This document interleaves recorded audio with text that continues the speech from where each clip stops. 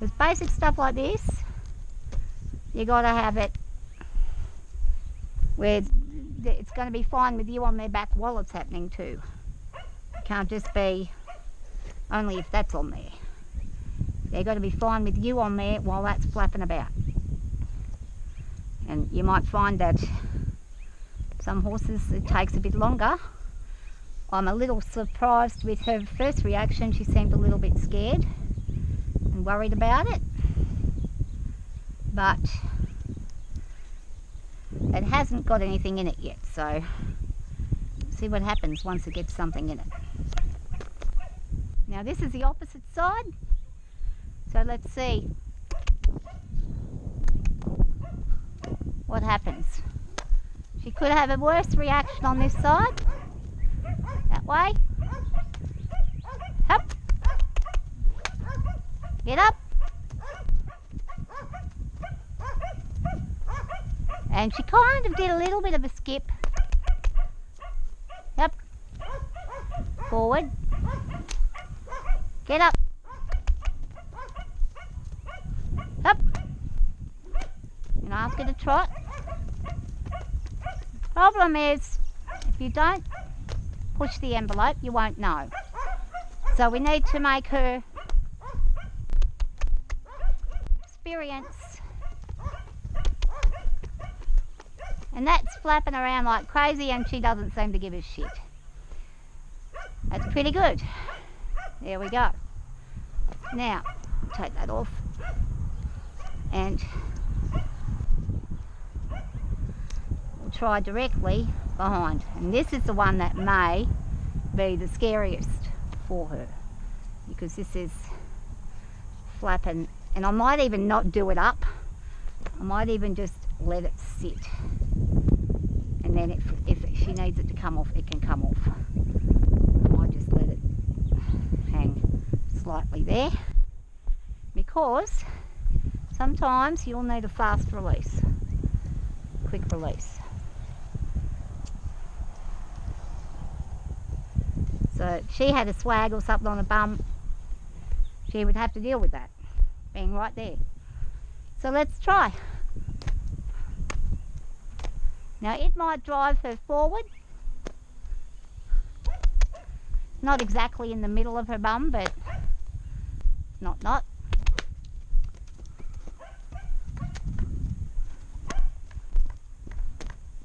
That way. Up.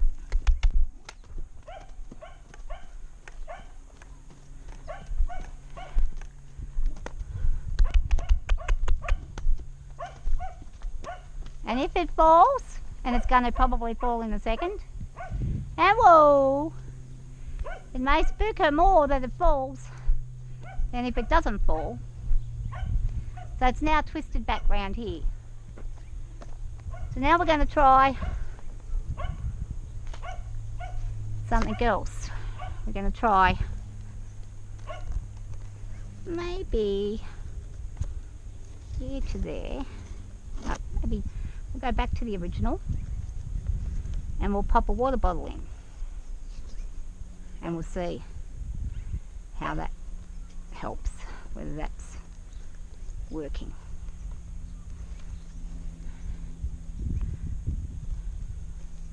What we don't want it to do is we don't want it to hit her constantly in a sensitive spot.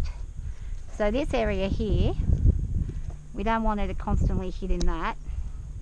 So what we might have to do is we may have to do a bit of a tie, extra tie this way, first and foremost. And that way, that'll hold nice and tightly there.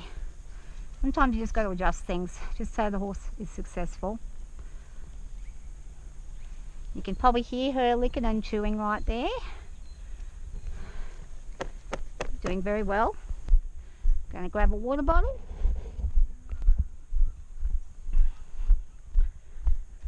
I'm going to something that deliberately makes a sound, and we're going to see what she thinks about that sound.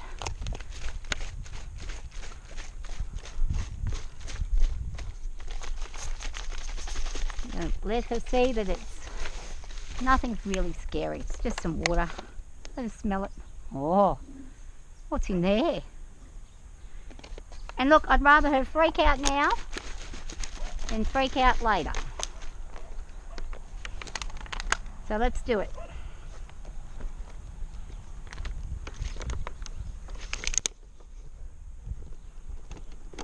She may not even freak out. Just have it mimic as what we would have it doing if we were riding. All sorts of scenarios happen, so we can create more scenarios with that. Let her walk first, hear it slosh and move and not freak. So far so good. Walk on, walk on, good girl. And remember, this is without a person on. You got to still get her used to it when there's a person on, but we're not going to do that straight away. Because when she realises that it's not going to hurt her, then we can feel safe enough to do it. Turn, and good girl. It's up. She can hear it. She's thinking about it. It's making a sound. Up. Good. Now the most sloshiness is going to happen with a trot. In a canter it's not going to be as bad. Up. So that side's good. And walk. And we'll bring her over here in the shade. It's getting warm. There we go. Good girl. So I'm going to do something a little different here. I'm going to adjust her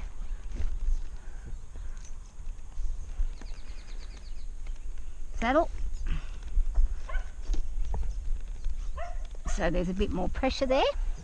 I'm going to ask her to lift her leg while we've got that water bottle sitting in there, making a sound. And forwards, good girl. Now, we've got that one done.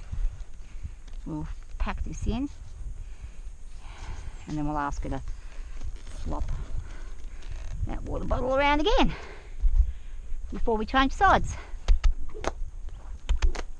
Up. She's been very lazy. Other way.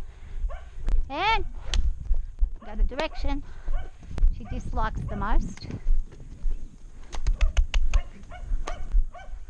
And up, up.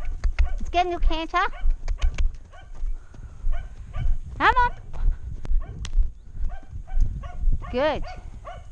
Fine with the canter. Up, up. It's more smooth with the canter, as I thought. And good girl. So we're getting used to this. Now let's try the other side, so we're being fair and even with her. So she understands. Same go on the other side. And then we'll try it on her butt. And that's going to pretty much do it for the day then. As far as that kind of desensitisation training goes. She's already proven to me that she's very capable of handling the side pads and squishy squashy sounds of water. Maybe freaking her out.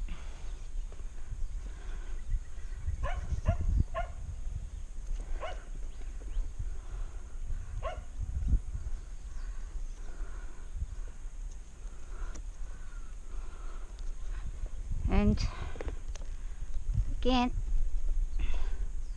once again, I'm just going to try to be as fair to her as I can, make it as realistic a scenario as I can, like the length of it, where it's going to be, how it'll sit.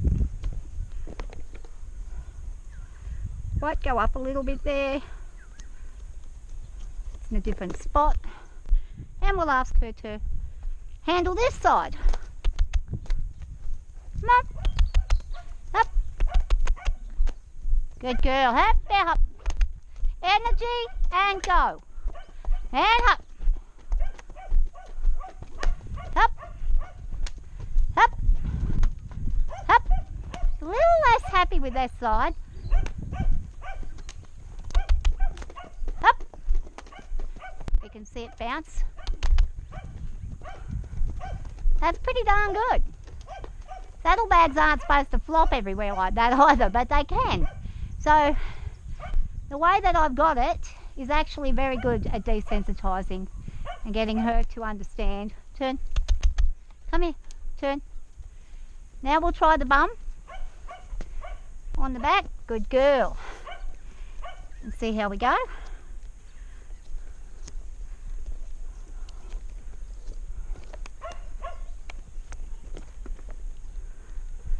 And it might not be directly in the middle, but it'll be somewhere nearby. Actually, I'm going to be sensible and do the whole thing. And she didn't even bother about that either.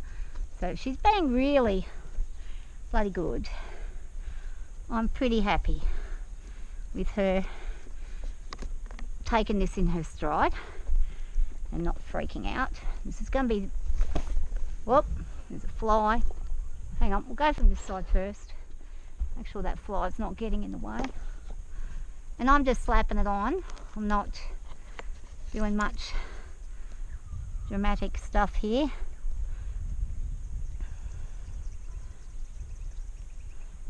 Just slapping it on. And not being extremely careful or anything like that with it. I'm just doing with it what will work to get her to listen.